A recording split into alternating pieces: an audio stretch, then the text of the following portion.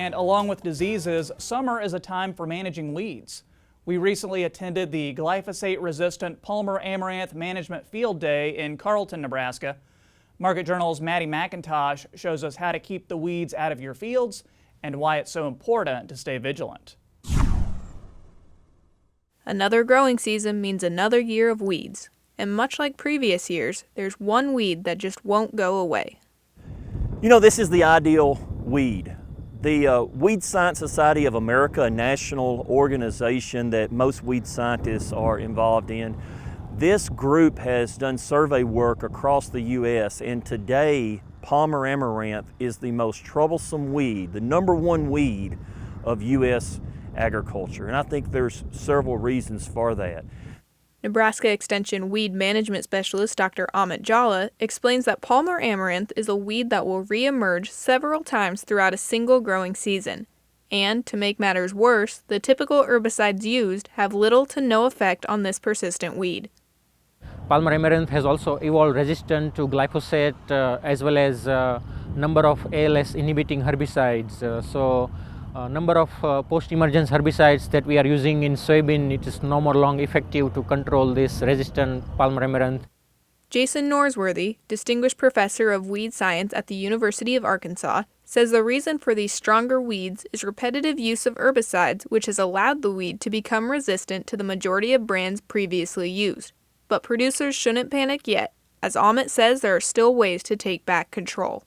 We can still control this. We have to do number of techniques. Only one herbicide or only one program will not work. Our best recommendation is you have to start with a very good pre-emergence herbicide. You have to apply immediately after planting soybean. That should have multiple effective site of action, and then you need to come back with another post-emergence herbicide that can provide effective control of glyphosate-resistant Palmer Amaranth. Jason also says the time frame for application is very small, and producers need to stay on top of the control or they risk losing a field and everything growing in it.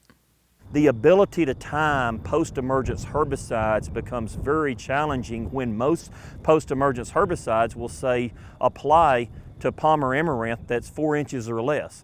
So with that, from the time of emergence to that 4-inch maximum cutoff per the label, you're only talking about a few days before you can quickly exceed that. And for that reason, we focus on the need to overlay residual herbicides. Use a residual herbicide at planting. When you come back in 21 days later and make a post-emergence application, you've really got to have to have a residual herbicide in that system if those soybeans haven't canopied, or else you're going to get another emergence flush and you're going to get escapes and failures. A complete crop loss has been observed in some fields. I mean, it will just completely decimate a crop and there is nothing there to harvest.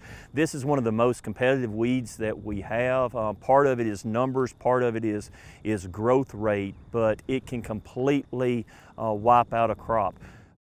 Reporting for Market Journal, I'm Maddie McIntosh. If you have Palmer Amaranth in your field, Jason and Amit recommend sending in your sample to your local extension office to determine what herbicides it's resistant to, and this will help not only you but other producers as well.